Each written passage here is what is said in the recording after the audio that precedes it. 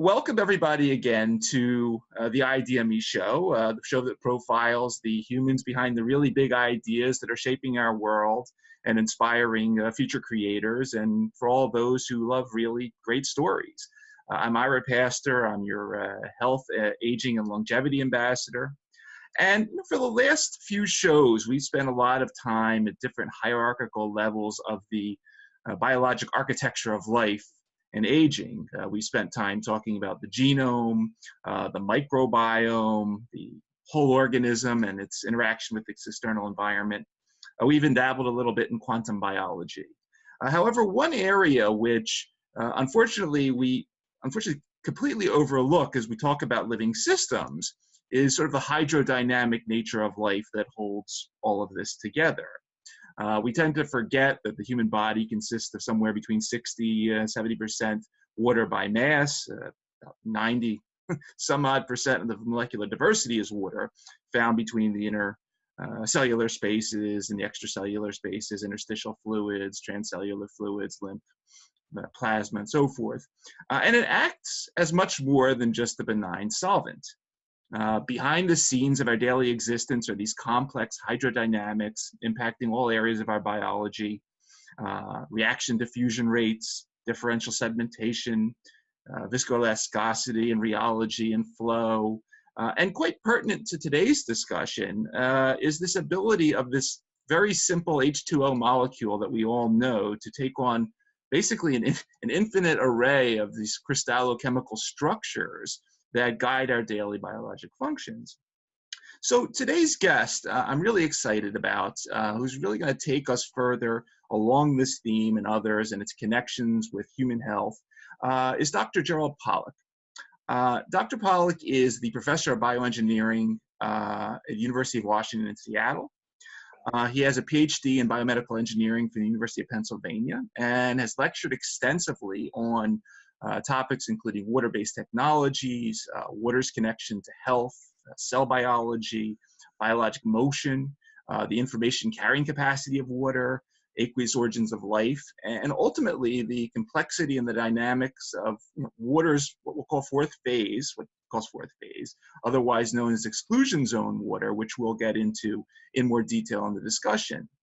He's the founding editor-in-chief of Water Research Journal, executive director at the Institute of Venture Science, co-founder of Fourth Phase, Inc., and the founder of the annual Conference on Physics, Chemistry, and Biology of Water, and has received numerous honors, the Physiology Medal for Thermodynamics, University of Washington's annually faculty lecturer, the NIH Director of Transformative Research Award, and has published an extensive array of scientific literature and is the author of multiple books, including two which are quite pertinent to today's discussion: The Fourth Phase of Water, Beyond Solid, Liquid, and Vapor, and Cells, Gels, and the Engines of Life. And with all of that, welcome, Dr. Pollack, to the show. Oh, thank you, Ira. Good to be with you. Very happy to share what little I know with you and your audience. I like that work I see just behind you. I appreciate that. So yeah, let's go to it. Absolutely. Absolutely. So we usually open up by giving our guests the floor so the audience can learn about you, where you grew up, how you got interested in science, how you got interested in bioengineering, and ultimately how you segued through sort of the complexity of analyzing muscle contractions and actin myosin protein dynamics to fall into the area of water science. Well, that takes me it takes me way back, and that's okay. I think we may share the same accent coming from New York City. I'm sitting downtown Philadelphia right now, so close by. Well, nearby. It's only a few hundred miles away. So yeah, I started my career studying muscles, trying to figure out how muscles contract, and one thing struck me. There was a theory that at the time was a dominant theory, and actually is still a dominant theory, and we thought it was dead wrong, and we thought it was dead wrong because it didn't fit the evidence. It's as simple as that. And I got nowhere, I guess is fair to say, because we were we were, you might say, pitted against a Nobel laureate, the late Sir Andrew Huxley, whose theory was put forth in 1954, 53 or 54. It has changed very little since then, and the evidence that we were able to accrue in the laboratory simply didn't fit. So much of it didn't fit, and it didn't fit in its most basic form. So of course we wanted to figure out, well, and I should say that very few into that because the we were up against a distinguished Nobel laureate who was you might say a Nobel laureate among Nobel laureates, because he's a member of the famous Huxley family, which includes Thomas Henry Huxley, who was so-called Darwin's bulldog. He won the Nobel Prize for a previous work not related to muscle, but and he was master of Trinity College, Cambridge, president of the Royal Society, you name it, and there was just me in my laboratory. So the competition was pretty stiff, and I must admit, though I believe our evidence was very clear, we didn't get very far. So of course, at the same time that we had evidence that didn't fit the theory, and the theory is still dominant, by the way, and still the same evidence still doesn't fit. But it occurred to me that the theories that were around about muscle contraction, including the prevailing theory, they omitted the most abundant molecule in the muscle, and that's water. And you were starting to talk about molecular count. You know, by volume, we are something like 2/3 water, depending on our age.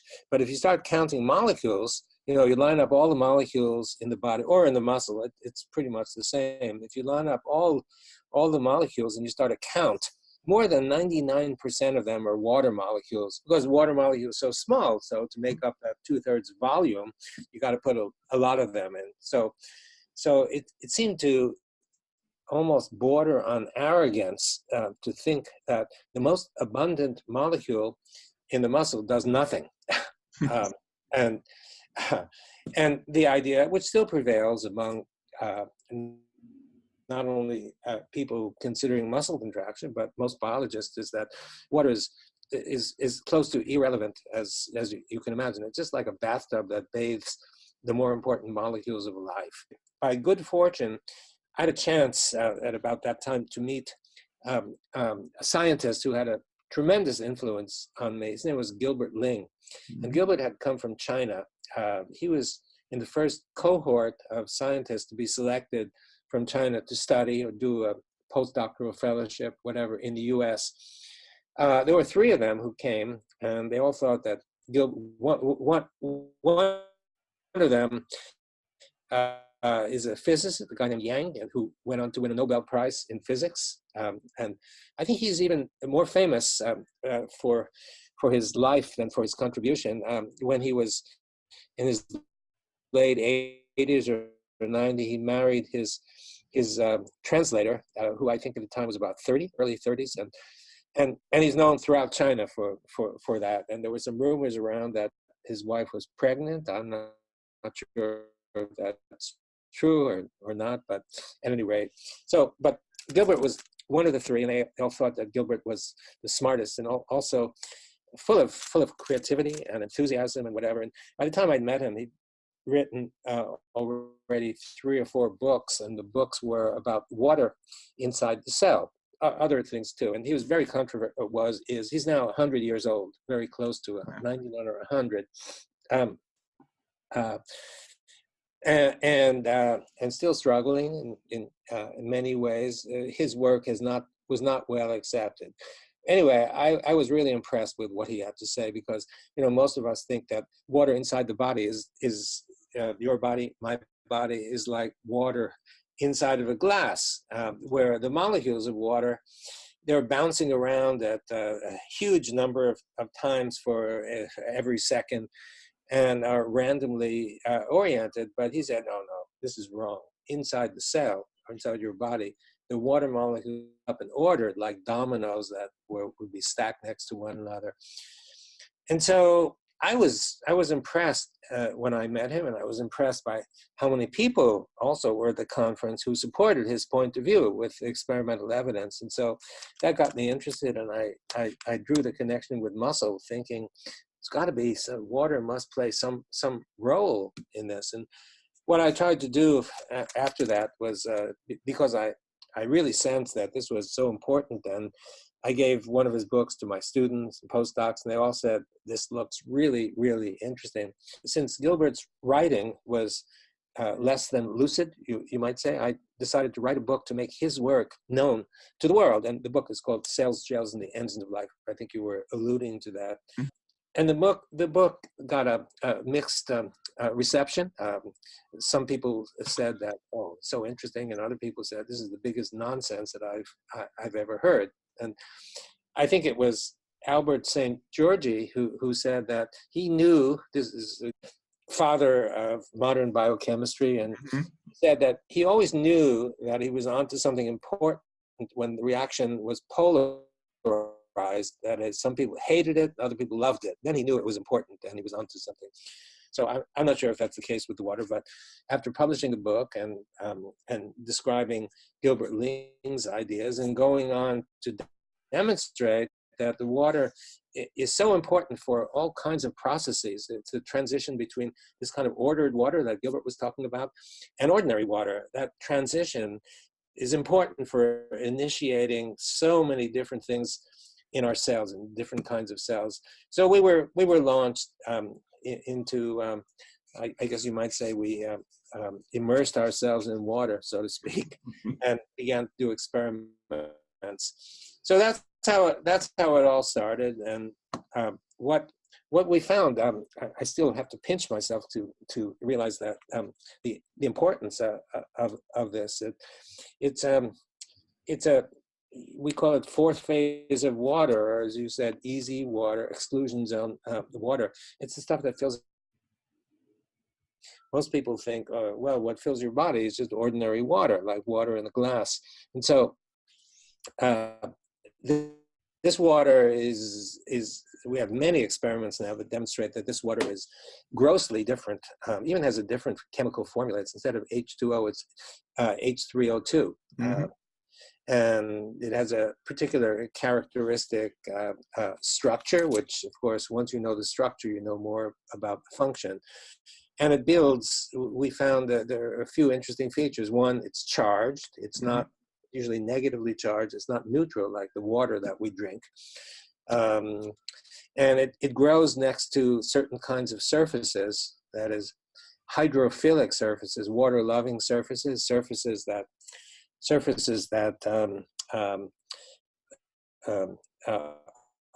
hydrophilic means basically water-loving, as opposed to hydrophobic. Like Teflon, for example, is hydrophobic. You put water on it, it beads up. The hydrophilic surfaces, the water spreads out. The surface loves the water, and therefore it envelops the water. The water spreads out, and the two cling together. It's that kind of latter kind of surface. And inside your cells, inside your body, most of the macromolecules that are there are that kind of surface. So hydrophilic. And so this kind of water builds next to those surfaces. And so since your body is packed with those kinds of surfaces, it means that inside your body, most of the water is this kind of fourth phase water, negatively charged, organized molecules like a liquid crystal, and they play a huge part in everything that the cell does. So, you know, it's a very interesting. You know, I'm thinking back. You know, I first came across your work before I read Cells, Gels, Engines of Life. You had a paper in 2002 it was in the Journal of Materials Science, and it was titled at the time, "The Cell as a Biomaterial." And you took a very nice, sort of elegant, abbreviated journey through the description of this cell in this paper, you know, not as this aqueous bag of moieties, you know, a water balloon in essence, but you made the description, you know, it's much more like this viscous chicken egg if I cracked it open. And, you know, inside is this complex networked machine, rich in these polymers, surface forces, the solvent-solute interactions, and so forth, and an endless array of these liquid crystalline structures that vary in terms of what they allow to be done. And as you mentioned with the exclusion zone water, you know, so the beauty of the elegance of it is, you know, not what it has in it, but the things that it, you know, by its name excludes. Could you sort of go a little more into that? Because I think that's a really fascinating aspect of sort of, you know, its role in, you know, our day to day. Yeah. So we found that almost everything is excluded. If you think of, you know, liquid crystals do that. So think about the formation of ice. So if you got water, the predecessor to ice, it's got some junk in it. When the ice crystals form, the crystals are pure crystals, and therefore, in order to be pure, they have to get rid of these things, have to exclude them.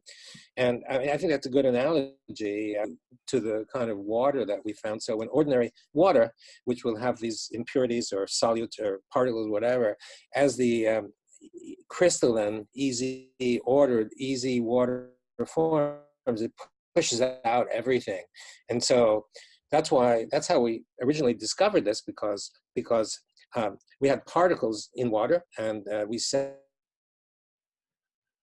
one of these hydrophilic surfaces. So we knew that next to the hydrophilic surface, this kind of water would grow, and we could detect it because as it grew, it pushed out the particles in the water, and it left a region that was particle free, and all the other water around was just full of particles. So we could see the absence of particulate matter meant that this water was different. And that's how we first discovered it.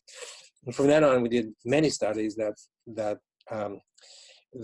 delved into the properties of this. And you know, I think maybe the most profound property that we found is what's the energy that's responsible for building this kind of water.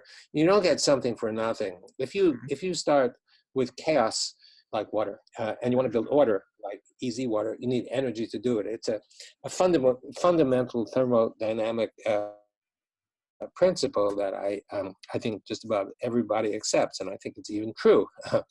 So where does the energy come from? We scratched our heads, our collective heads, for a few years before we could figure out, because your cell phone, I have none. I think I'm the last soul on the face of the earth, but I have no cell phone. So if you try to reach me, it's a bit difficult. And this was done by intention. Anyway, you have to recharge your battery, otherwise it's not going to work. You know, you plug it in every night to recharge, and it's the same thing with all kinds of systems. Anything that's ordered or that has potential energy, this is a charged region, which means it has potential energy, because the charges want to get away from each other as much as possible, but they're constrained. So you have to supply energy. Another example is like cleaning your room. You know, you may remember that it's a discussion about and a cartoon in the book. So it's pretty easy for your room to get messy, but if you want to straighten it out and order it, you got to put in some time and energy. Mm-hmm. It's a convenient analogy to describe the situation, that you need energy to order. So where does the energy come from? And I must admit how stupid we were, because we couldn't figure it out. And finally, it was an errant undergraduate who was doing what he wasn't supposed to do, who finally found the answer for us. And it was a chamber that was sitting on the bench, and he was doing an experiment. I can't remember exactly what the experiment was, but he noticed that there was a lamp sitting next to the experimental apparatus, one of these simple gooseneck lamps. Mm-hmm. And he took the lamp and he shined it on the chamber, and that this ordered exclusion zone, fourth phase, whatever, the region grew, and it grew like crazy just when it received the light. And so you know, it didn't take a rocket scientist to figure out that if light is expanding it, then maybe the photons in the light are responsible for providing the energy to build this. And it turned out, we did many experiments afterward, that was true. Mm-hmm. In fact, I like to recount. I was teaching, and I was presenting to some young undergraduate students, and I was telling them what I've been telling you. And I asked them, I said, well, where do you think the energy comes from? And of course, there were blank stares from most of the students. And one student very tentatively raises his hand and says, light? I immediately grabbed that student and he got him to work in the laboratory, and he did splendid work. And he got the answer right away. It took us a few years. So he's obviously much smarter than we are. But it turns out it's very simple. It's light. Mm-hmm. And so the connection to plants here is a little important, because what we found is you add light, and what happens is that the water molecules split into the positive H plus and the negative OH minus. And what happens is the OH minus is gathered together to form this exclusion zone, or fourth phase water, which is a conglomerate of the OH minuses that somehow collect together. And in the book, I described the mechanism. And the H pluses remain outside the exclusion zone. So you have like a battery kind of effect. Sure. Now, this is the same thing that happens in photosynthesis, because in plants, what happens is next to chlorophyll, the water molecules receiving light split into H plus and OH minus, and that's exactly what we found. So we think we found this in so many different situations beyond what happens in plants. That it might be that what we found is a kind of generic first step in photosynthesis. The light comes, splits the water, and then in photosynthesis, there are, I think, 20 or so steps which are not very well understood. Right. But maybe that the photosynthesis is one sort of premier example of a more generic process that we identify, which occurs throughout nature, not just plants, but all over nature, using light. Interestingly, along that analogy, and as you mentioned, photosynthesis is an extremely complex, highly efficient process. Right. But you have written and spoken about sort of various, we'll say, actionable steps today that one can take just in their daily life for enhancing the production of exclusion zone waters in our body. And you mentioned things like exposure to infrared light, sauna, heat, also exposure to negative charges. And you mentioned an example of that, potentially walking on the beach with no socks or shoes on, is an important way to potentially ground yourself to that type of stimuli. And then you've also mentioned in the past sort of the concept that there may be agonist or sort of easy water type mimetic substances that may amplify this type of effect. And I think even aspirin may be something you've mentioned in the past that has sort of this mimetic type effect. Just like sort of more some of your ideas in this area in terms of not just the actionable things that we can do today, but what's maybe some of the longer term possibilities are, because I come out of the pharmaceutical industry, but you see nowadays certain enterprises that are getting involved in, for instance, this electroceutical space where electricity and charge and so forth is going to be delivering the sort of the therapeutic intervention. I'm just interested in sort of some of the sort of your longer term thoughts on how there may be some therapeutic possibilities here. Okay, so that's a big question. Let me try to answer it as clearly as I can. First of all, let me respond to charge, and then about the other issues like barefoot on the beach and such. Mhm. And in terms of charge, you know, if you start with water, this is what we do in our experiments, and your body does this too. So you drink water. I actually just brought some because I get thirsty when I talk. Okay. So you drink the water, and this ordinary water gets converted into easy water. This is neutral. Easy water is negatively charged. So in theory, if you add electrons to that, you add negative charge, the negative charge should facilitate the buildup of easy water. And you need easy water in the body. Why do you need easy water? Because, or fourth phase water, because every macromolecule in your body is surrounded by this stuff, and if it doesn't have it or doesn't have enough of it, it can't function. Sure. There's plenty of evidence for that. In a sense, this is what you already and your listeners know. You need to be hydrated, and hydrated means full of water, but the kind of water we're talking about is easy water, the ordered stuff, rather than the stuff you drink, although the stuff you drink gets converted to it. So if you can add negative charge to ordinary water, we have experiments to show this, you build easy water. So that's something, maybe something for the future, something, I mean, you can do it very simply by, as you said, by walking on the beach barefoot, because the earth is full of negative charges. Many people don't know this, and I must admit that I myself didn't know it until... I learned it from you.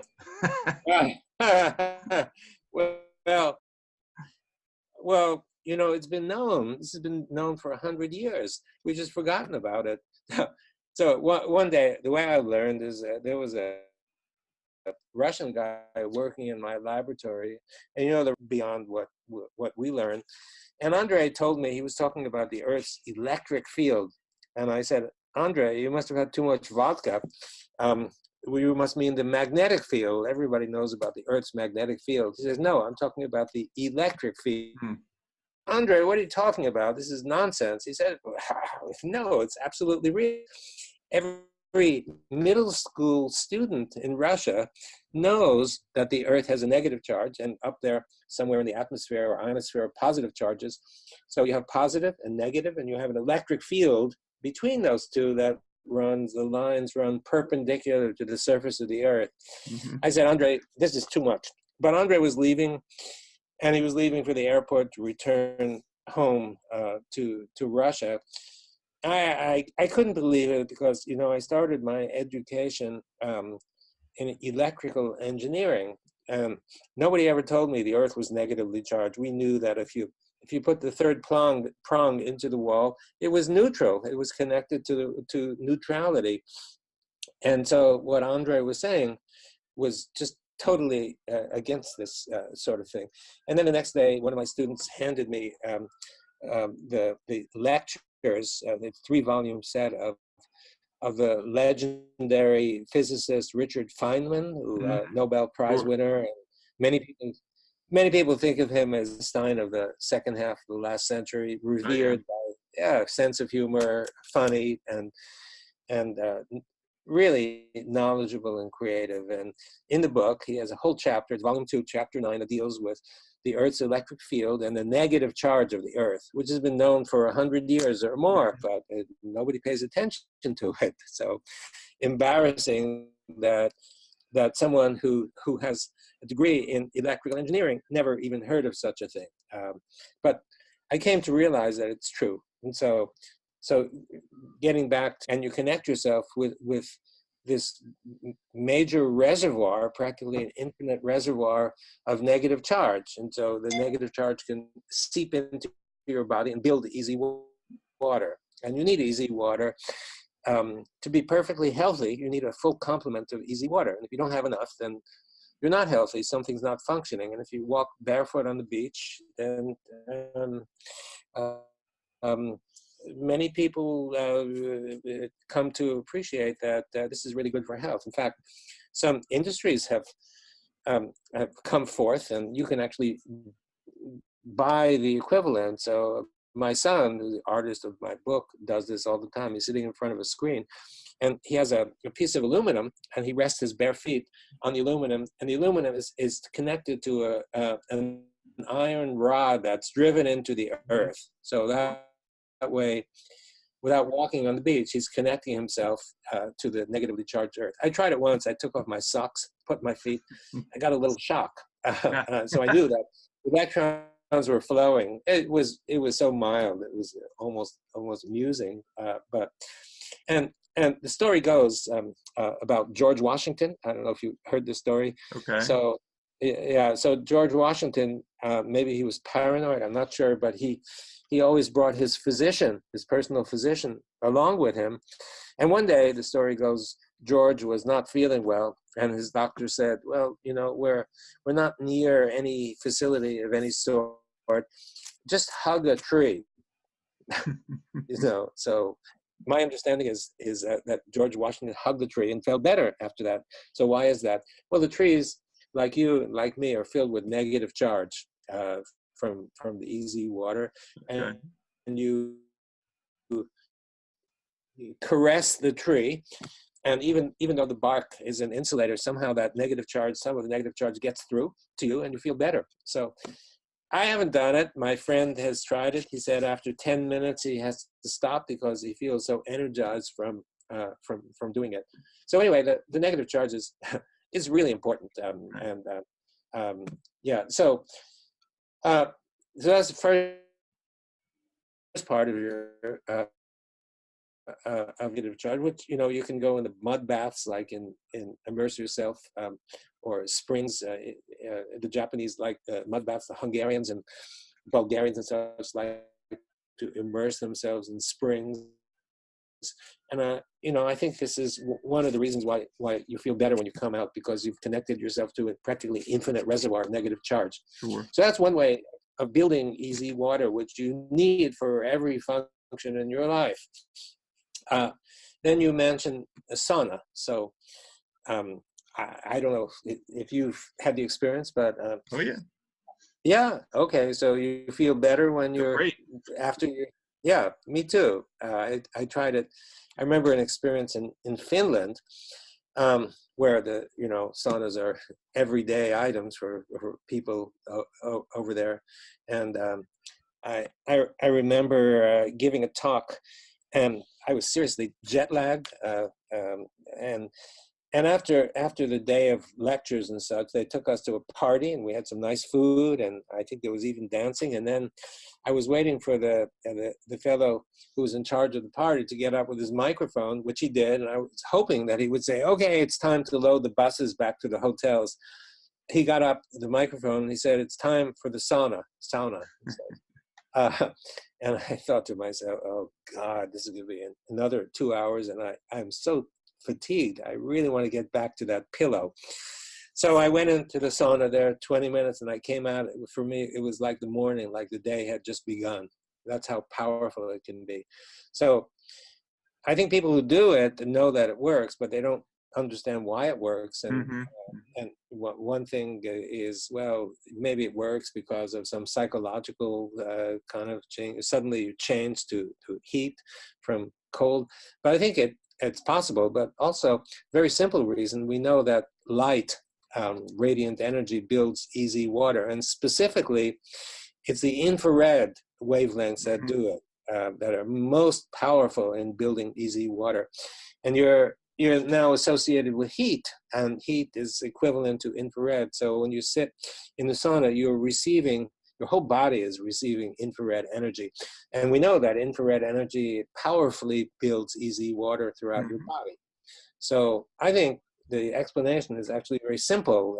It's just that you expose yourself to the heat, to infrared, builds easy water, and everything functions better inside your body. And so when you come out, you feel better than when you came in. Very, very simple.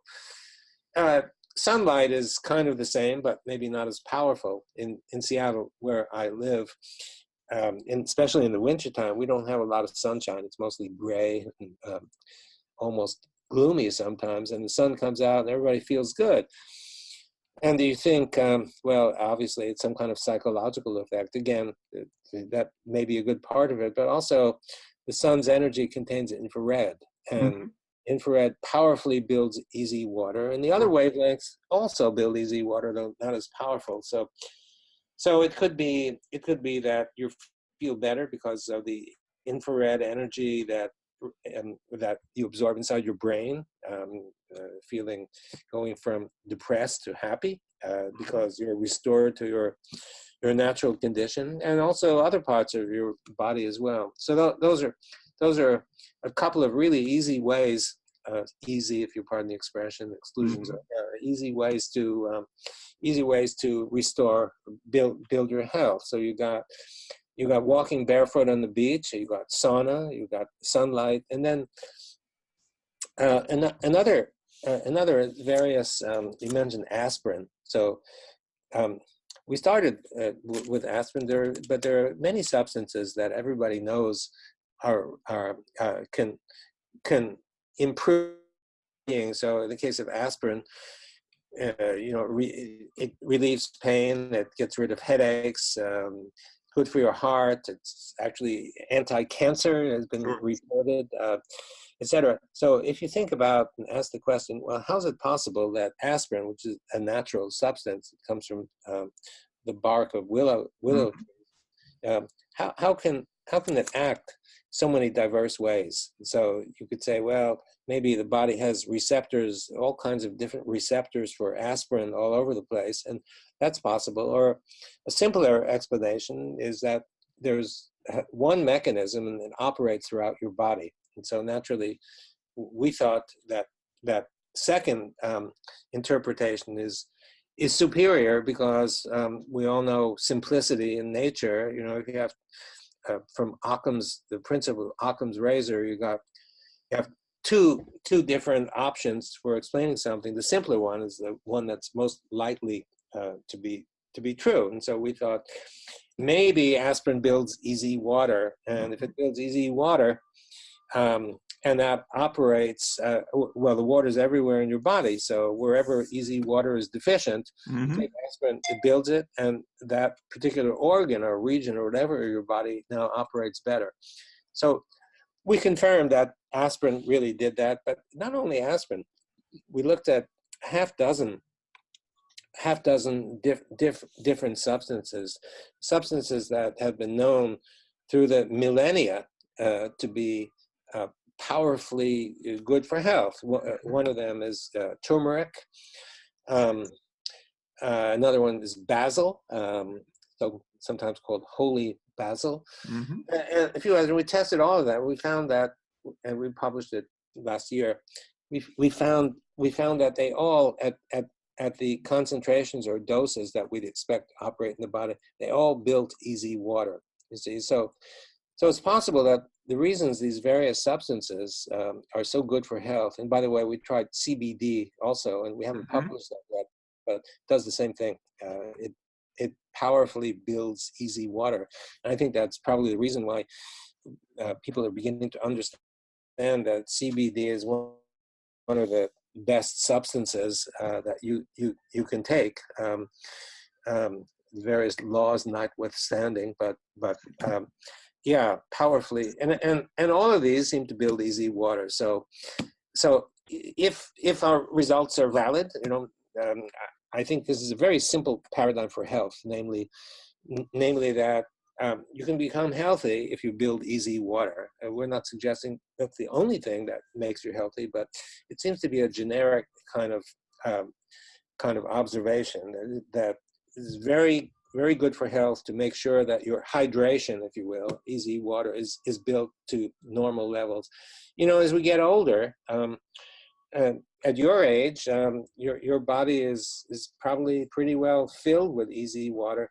As you get a bit long in the tooth and begin to lose your hair, you know, then it's different. Where we lose water, we lose hydration, and I think this could be one of the reasons why function diminishes as you get older. You get dehydrated, and you don't have the capacity anymore to build as much easy water as you had when you were younger. So I think newborns roughly 85% water by volume, and when you get to be my age, maybe 60 or 65%. So it goes down with age, and it's possible that declining function with age arises, at least in part, because of this, because of the body's inability to build easy water. Fascinating.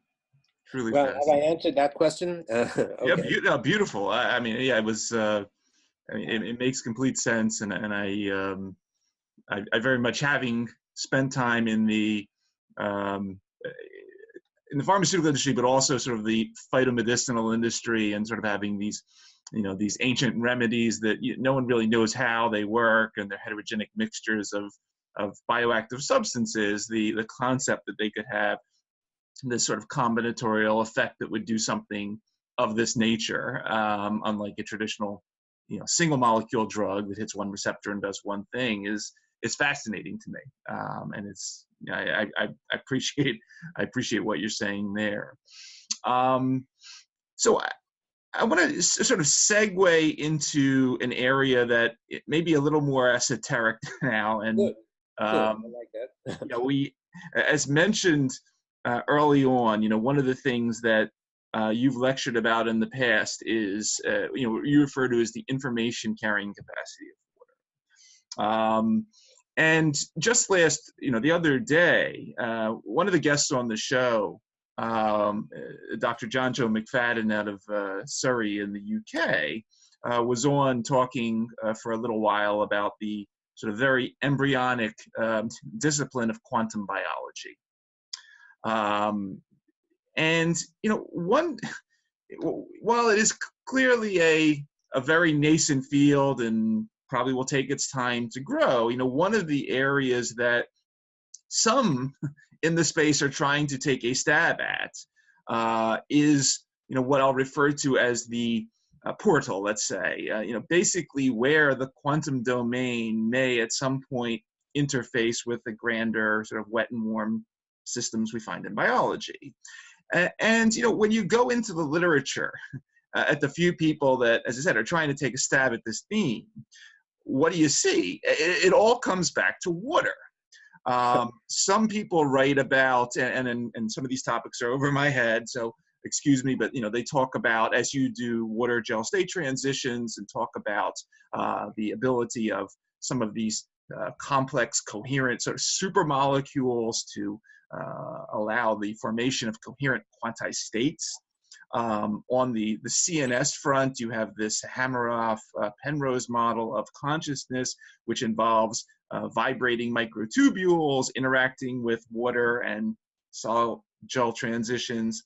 And then you get into some really over the edge stuff, which once again, I'm not of the level to be able to talk about these things, but there's papers about spin chemistry and the intersection of sort of biomagnetism with water, something known as a Zeeman interaction, which involves sort of splitting of spectral lines of magnetic fields in water. But the fascinating thing is that even in sort of well, as I said, a quite embryonic discipline, that water is sort of being touted as the background element that may be behind this, some fascinating discoveries as we move forward, whether those are, how photosynthesis is so efficient, or how, DNA repair happens at such a rapid speed, and so forth. I like to see that water is there. So, once again, going back to, this is a roundabout way, a long question here, but going back to your work and sort of this information carrying capacity of water, love to hear your thoughts on this and related topics. Okay, that's a really good question, and I gotta admit to being sympathetic to your point of view of some of the stuff being over your head, because they're over my head too, and Right. I mean, I have to admit that. And one of the issues is that how to present this. Having done science for like 50 years, I guess I'm entitled to a philosophical point of view. And my philosophical point of view is that nature is ultimately simple. Now, quantum mechanics, quantum electrodynamics and such is anything but simple. It's non-intuitive. In fact, I always remember the story of trying to get into this And I mentioned Richard Feynman, and Mhm. he won the Nobel Prize for quantum electrodynamics. And one of my students was a real fan of his. He said, Jerry, you really have to read this book. And I thought, okay, finally, he's been pushing me and pushing me. And I should really try to understand what this is all about, because I never did. And so I picked up the book, and it's a nice thin book. And I knew that Richard Feynman was also a prankster, full of humor and comedy and whatever. And so I thought, well, probably the book will be pretty clear. So I opened the book, and the first thing I read is a foreword that's written by a friend of his or a colleague or whatever. I can't remember the guy's name. And the guy starts by saying, you won't understand this book, but you should read it anyway because it's important. Now, I don't know if you if you open a book and that's the first thing you read, I don't know how excited you would be about reading it. So I thought, okay, so I'll read on, and next comes the preface by Feynman himself. And I'm looking to be rescued from the assertion that I should read it, but I won't understand it. And so then Feynman says pretty much the same thing. He said, you won't, this is really important, he said, but you won't understand it. How do I know you won't understand it? Because he says, my students don't understand it, and even I don't understand it, and I invented it. So I thought, well, I'll press on anyway, and I read through the 10th page or so. I simply can't get it. It's so abstract. And so some of my friends like to approach water in terms of quantum electrodynamics, and they tried to convince me how important it is. And I simply have trouble, because in order to accept it, what I need to do is to accept that nature depends on abstract mathematics, which is what this is. I have a hard time with that. I think, cause and effect, simple cause and effect. A causes B, and B causes C, and so on. And each one of those entities can be very clearly understood and defined. That's what I like. Maybe I'm wrong about that. Maybe my colleagues who deal in quantum electrodynamics are right. Maybe it's just a different way to say the same thing. But I appreciate simpler ways that derive from cause and effect, and that's what I presented in my book, and that's the way I've been doing things. So maybe I'm getting too long to say that all of the quantum people are the ones who are going in the right direction, and I must be wrong because I seem to be incapable of accepting their point of view. So anyway, this is where I stand. I appreciate what they're doing. I have a different approach. Understood. Okay, so that's a completely valid answer. And I know about the Hammeroff, Penrose. They think that microtubules are really important, and I think there is actually evidence for easy water around the microtubules. I think we're headed kind of in the same direction, but in maybe a different way. A lot of physicists want to get into biology, and of course they understand and they know quantum mechanics and quantum electrodynamics and such, and it's natural for them to approach biology with that point of view. It's just that my approach is different. And so in terms of spin chemistry that you mentioned too, well, I don't think anybody's ever seen an electron spinning. At least I haven't, and I'm not sure. It's a conjecture that electrons are spinning, and it's the spinning of electrons that give rise to magnetic fields.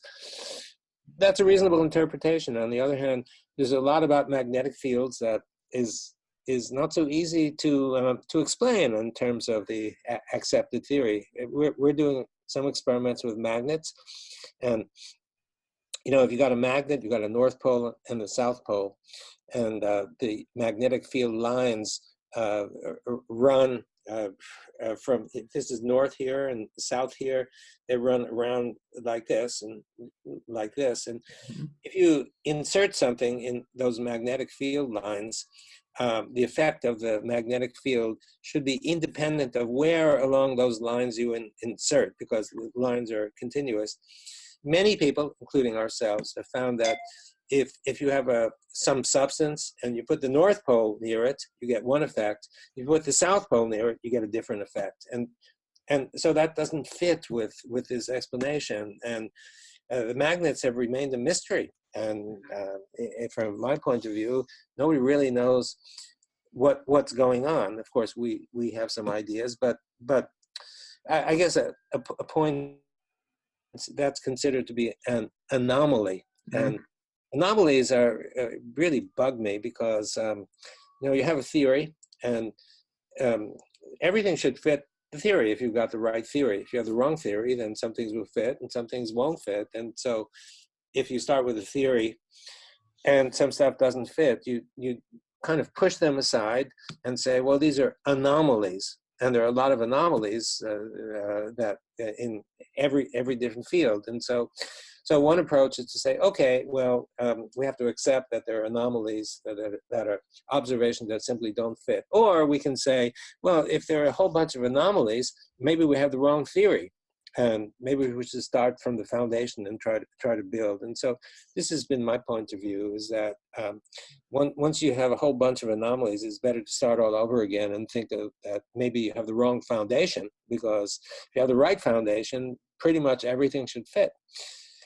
It's a philosophical point of view, and I realize that some may consider my point of view a bit radical, because I tend to be less obedient than I think many, and it's okay. Nothing wrong with that. Nothing wrong with that. Yeah, nothing at all. So along that theme, then, so let's segue into the Institute for Venture Science. Sure. The head of this organization, the mission, accelerating scientific breakthroughs. Institute for Venture Science nurtures exploration of powerful ideas that challenge fundamental claims on how nature works, seeks breakthroughs, curating new explorations, and rigorously validating their potential. As I mentioned, I come out of the traditional pharmaceutical industry, and I was always substantially bothered by the wider range of promising ideas and research that just gets lost in the historical archives.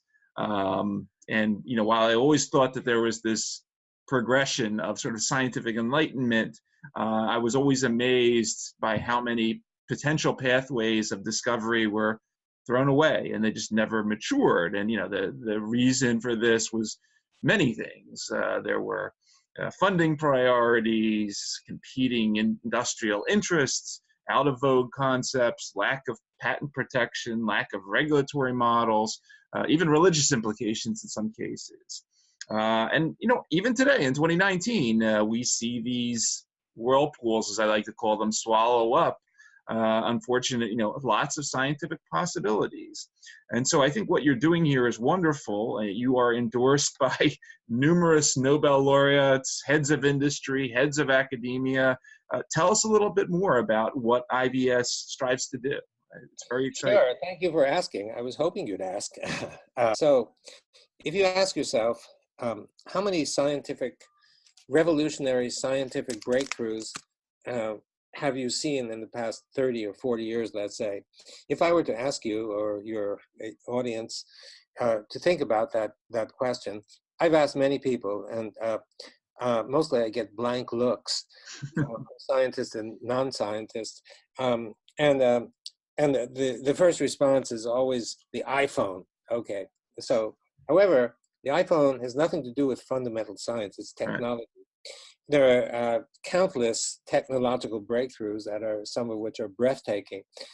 And most of those are built on old science. So you ask yourself, how many times have you seen a scientific revolution in your lifetime or the past 30, 40 years? Something really important, something that changes your life, like, for example, the genetic code.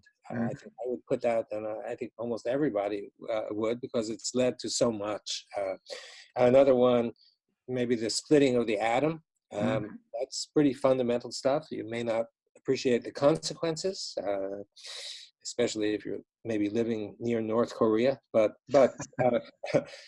okay, so that's another one. But ask yourself, in the past 20, 30, 40 years, how many scientific revolutions that are equally important can you name?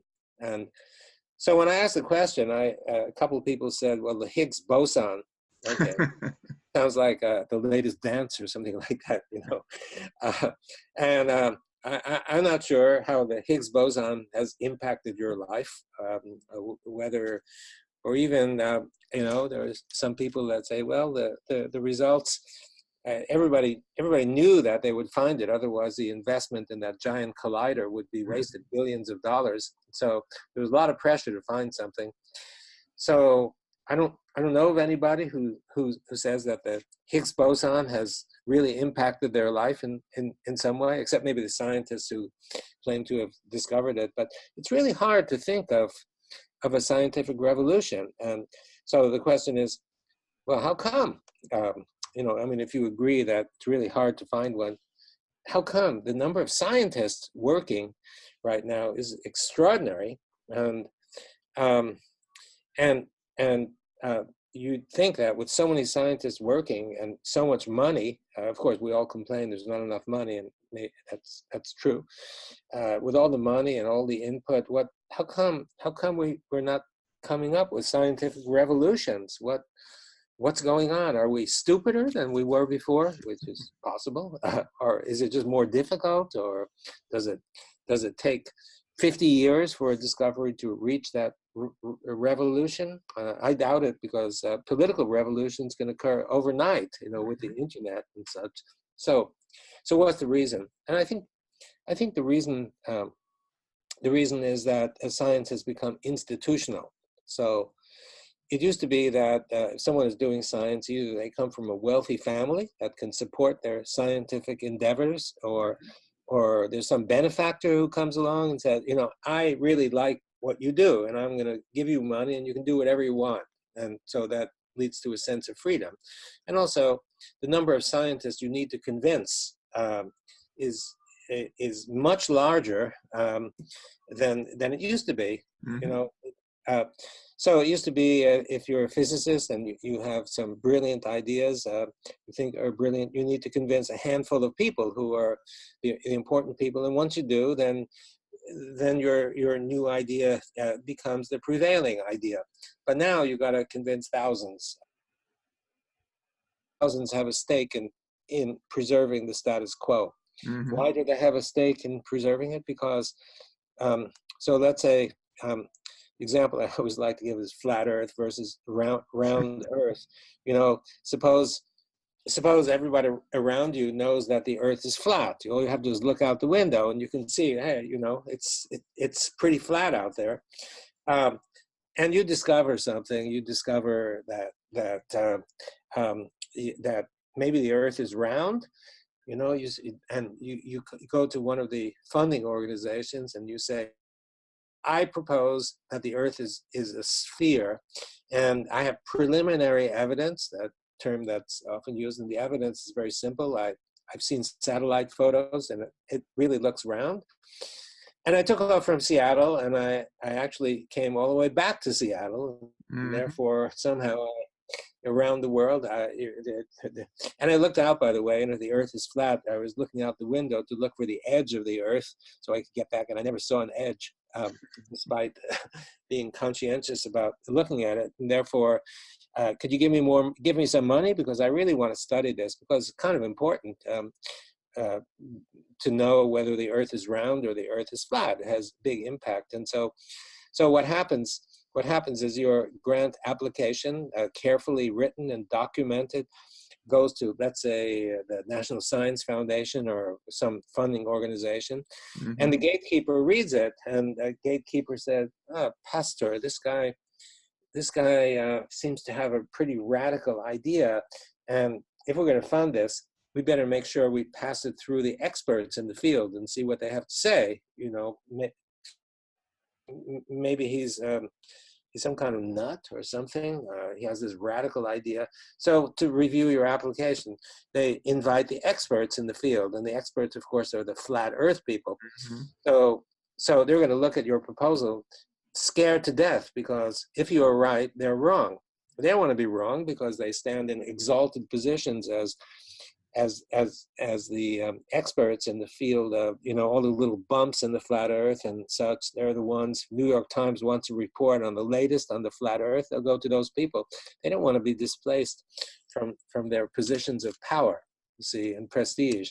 Sure. So they're not happy with your proposal, and inevitably you won't succeed, because all the people sitting around the review table, they're all interested in the shape of the Earth, and if you're right, all of them are wrong. So the reviewer who says, Pastor doesn't know what he's talking about, he's a crackpot, they're very happy with that, and they will all vote to make sure that you don't get your money.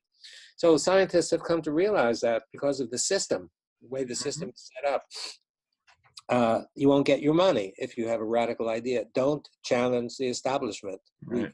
We've seen that in other kinds of endeavors, and it's the same. It shouldn't be the case in scientific endeavors, but it really is. And so it doesn't work. And you, with your round Earth idea, will gradually learn that if you have a radical idea, just keep it to yourself.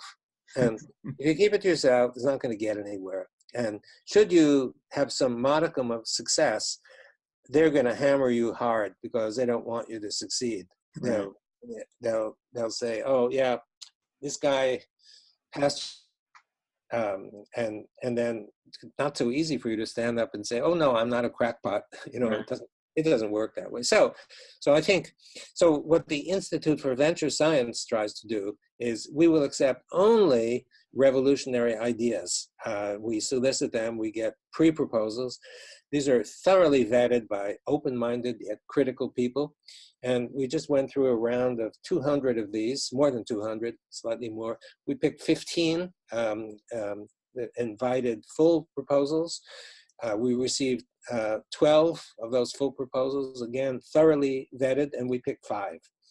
So we have 5 exciting proposals that we're ready to fund. And right now we have some money, but very limited, and we're looking for donors, people who have done well, who want to see truth emerge, and want to see science pick up to the exciting endeavor that it once was. That's the Institute for Venture Science. So any people who are, you know, listening, who are acquainted with people who fall into that category, please connect with me. We'd love to talk with you about this. We're really excited about this institute. And just one last point is we have a scheme to make sure that that the revolutionary idea, if it's really correct, really succeeds, because, you know, there's a lot of resistance against these ideas. Sure. And it's so simple for someone, if we give you money for your round Earth idea, the more evidence that you get for round Earth, the more that you'll be hammered by the people who don't want you to succeed. It's kind of equivalent to the pharmaceutical companies who are not thrilled by, say, alternative medicine, Sure. Natural substances which can't be patented, are making a good headway. It's the forces that go against. So what we're doing is, if we fund you for your round Earth idea, we're going to find, with your help, up to a dozen other laboratories that share your vision about round Earth, and fund them too. And that way, you know, at the annual meeting of the Shape of the Earth Society, there'll be a dozen people who come, each one using a different, you know, our evidence shows that the Earth is round. And with a dozen independent people, they can't simply dismiss it. And we think that within a very short time, a few years, scientific revolutions will begin to appear. So we're really excited about this. We need money, and we need people who share our vision about the critical importance of science in building the technologies that will save the Earth. Beautiful, beautiful. Well, I love the vision. If there are people that can see the show, I hope they contact you, because it is something that it has been very long in coming that someone would attempt a model like this, and I think it's spot on. And what you highlighted is an unfortunate mess for, you know, Yeah. and you just wonder how many Einsteins and, you know, other wonderful minds we just never really tap into because of that model.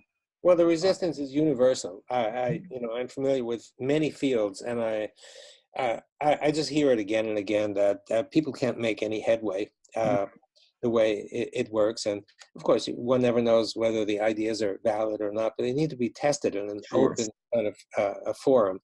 Science used to be a rich endeavor, rich and exciting. Science has kind of become mundane. Great promises for the future, but a lot of them never really materialize. Right. A lot of hype. Right. Right. So on that note, we're at the point of the show where I have to segue into the science fiction question. And bear with me if you will. If the Institute for Venture Science, 5 years, whenever, 10 years, one of your funded operations, labs, what have you, comes up with a fully functioning time machine and allows you, Dr. Gerald Pollack, to take the first ride. Tell us where you're going.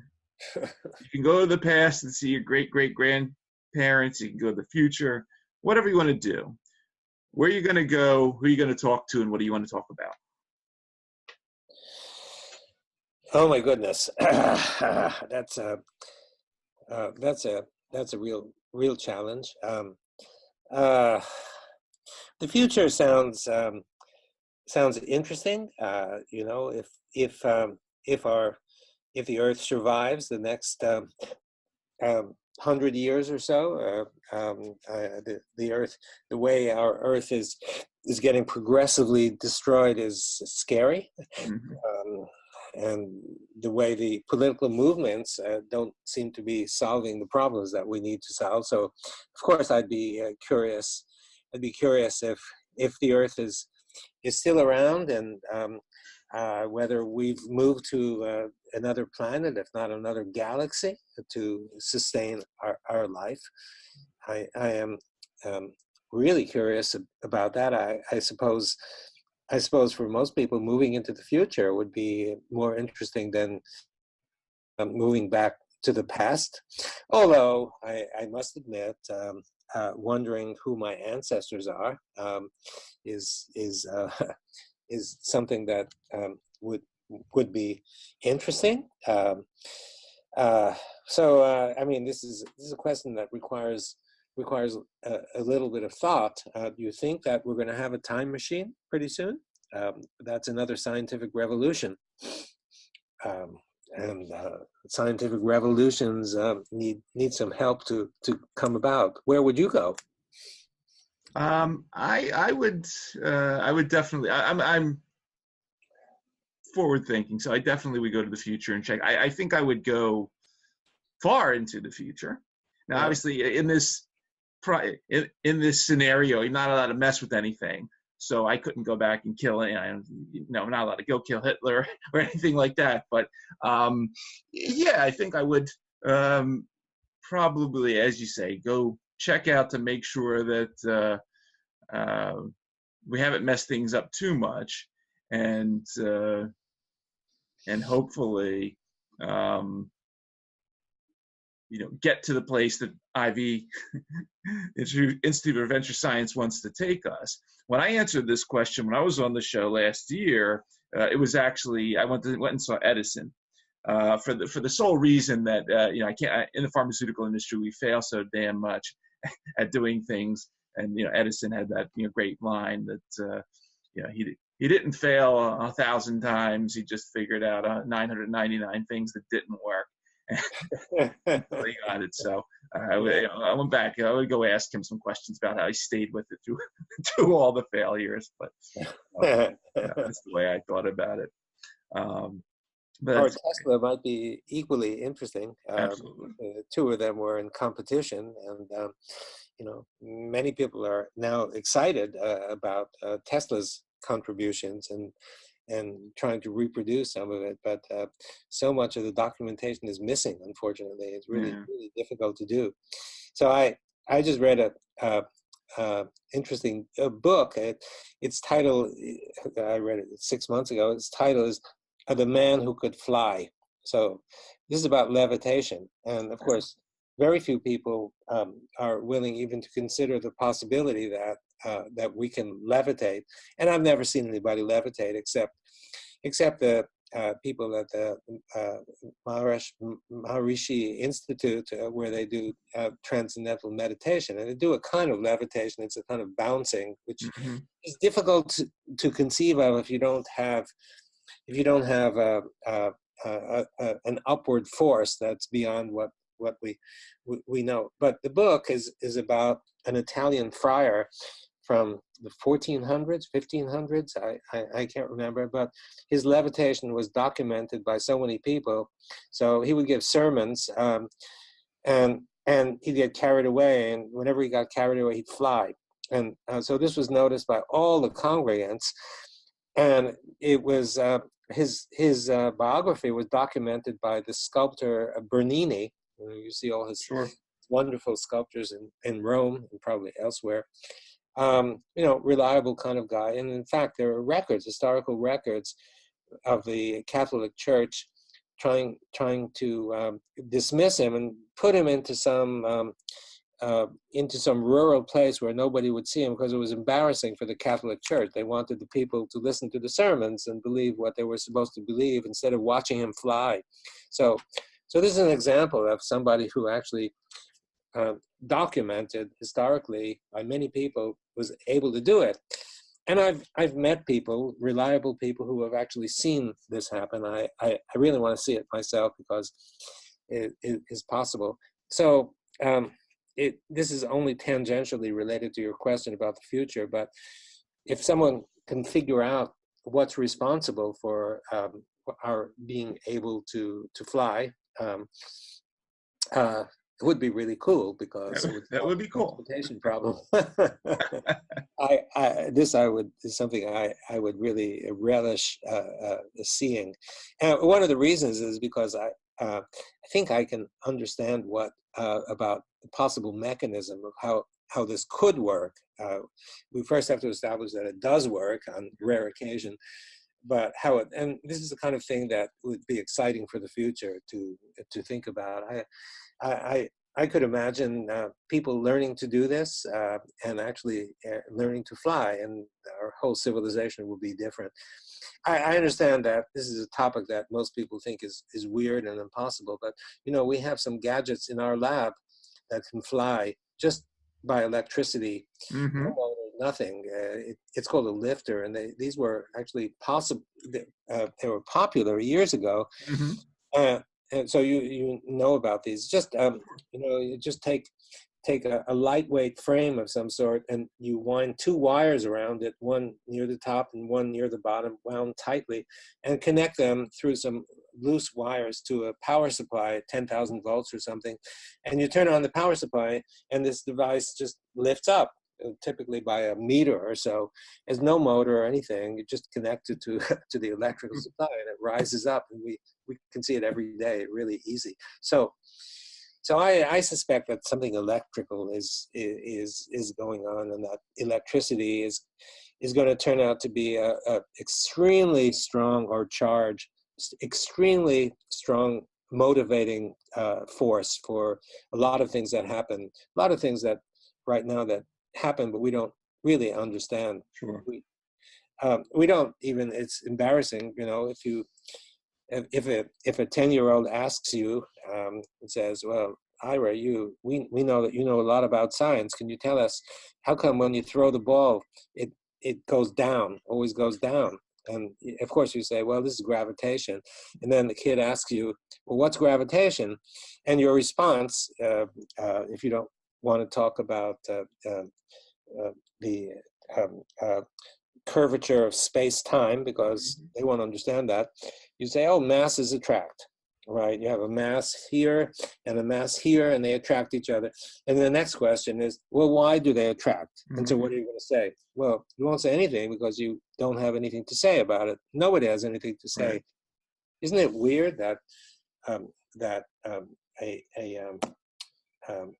phenomenon as common, we experience it every moment of our lives. Nobody really understands it. So this is the kind of thing that the Institute for Venture Science, that's ivscience.org, IV Science, Institute Venture Science, ivscience.org. It's a cool website built by my son, who's an artist, and also illustrated my book, Fourth Phase of Water, full of cartoons. That enhances it. So anyway, that's a long answer to your short question about the future. We need revolutions. I like that word revolution. We definitely need them, especially where we are today. So I very much appreciate that.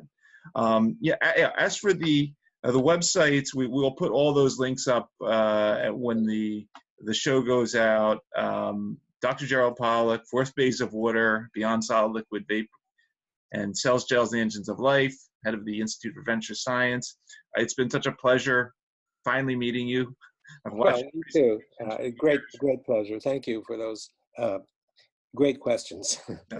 I appreciate you spending time with us today. And as I said, we'll get this out there. Hopefully we can generate a lot more interest about IVS, and once again, get people reading the books and your papers, and really opening up this dimension of life, which is just, we carelessly throw it aside, but is so integral in everything we do. So once again, a major pleasure having you here today. And thank you so much. Okay, take care. Time. Okay, goodbye.